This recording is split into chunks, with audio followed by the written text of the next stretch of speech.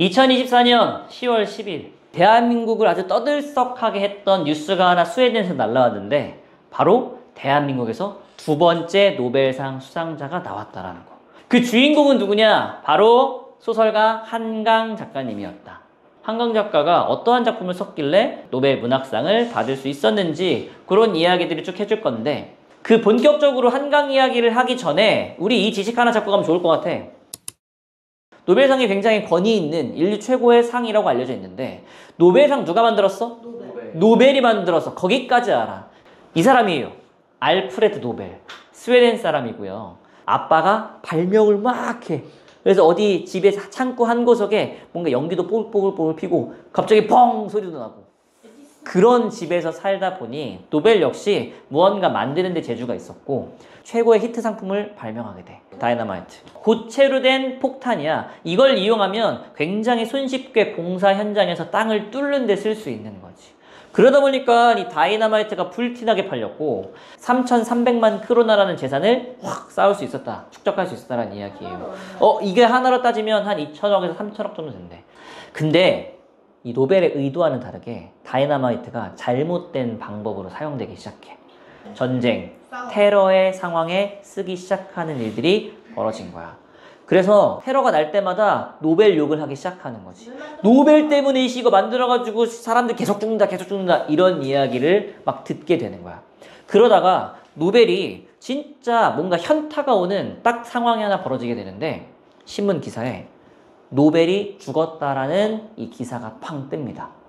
근데 사실 노벨이 죽은 게 아니라 노벨 형이 죽은 거였거든. 근데 신문 기자가 이 노벨 그 정보를 잘못 접하고 이 알프레드 노벨이 죽었다고 생각하고 신문 기사를 썼는데 노란색 읽어봐. 별명이 죽음의 상인이야. 내가 죽은 다음에 나의 죽음을 알리는 기사에 죽음의 상인 사망했다. 더 빨리 죽었어야 되는데 이 사람 참 나쁜 사람이에요 라고 기사가 뜨면 어떨 것 같아? 굉장히 찜찜하잖아. 그러면서 내가 도대체 뭘 위해서 이렇게 살았나라는 생각이 들 거 아니니. 그래서 그때 결심한다고 내 모든 전 재산을 싹 모아서 사회에 다시 환원하겠다. 그래서 만든 게 바로 노벨 재단이고 여기에서 6개 분야를 나눠가지고 인류에 공헌한 사람들에게 상을 주기 시작했다고. 근데 상장만 주면 무언가 좀 허전하잖아. 자, 퀴즈. 노벨상의 상금은 얼마일까요? 13억. 약 13억 5천만 원 정도 된대. 근데 웃긴 게 있어. 노벨상의 그 상금의 규모가 매년 조금씩 다르다.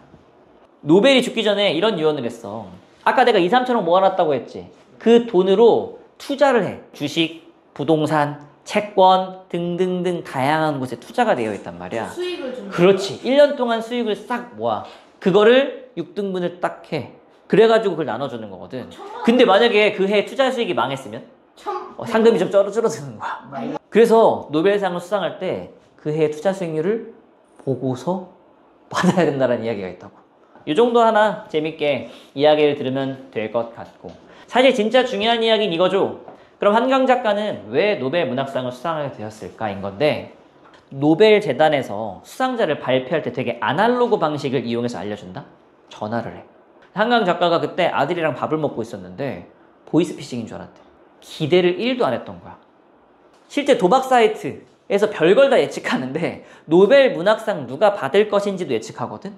거기에 10위권 내에 한강 작가의 이름이 없었어. 그래서 우리나라에 있는 이런 문학 평론가들도 한강 작가가 받을 거라고 생각조차 못했다고.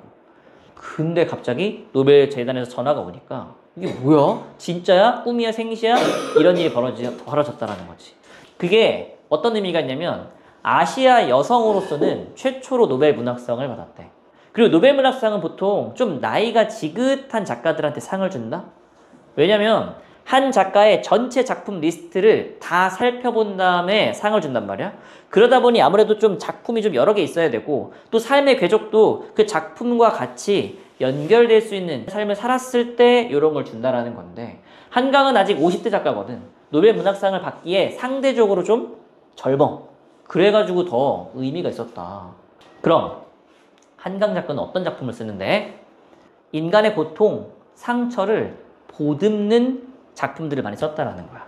어렸을 때 이 아버지가 학교 교사였는데 부업이 소설가야. 그래가지고 집에 책이 엄청 많았겠지.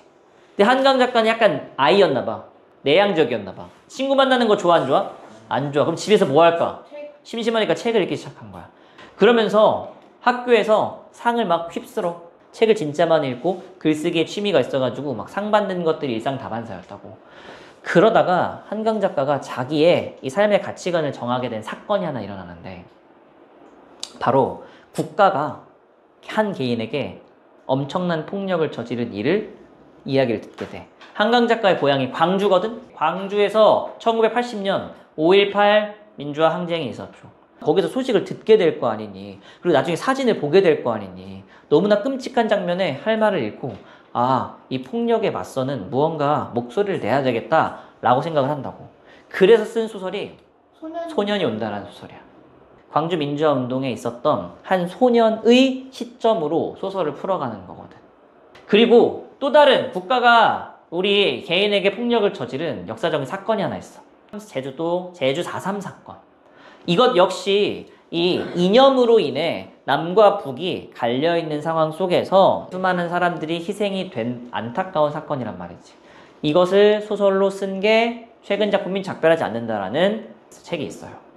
그리고 유럽에서 굉장히 히트를 쳤던, 우리나라에서 되게 유명했던 소설이 바로 채식주의자라는 거거든. 채식주의자는 뭐 하는 사람이야? 채소만 먹지, 야채만 먹지. 왜? 고기를 먹는 행위가 마치 폭력을 저지르는 것과 똑같다라고 생각을 한다는 거야.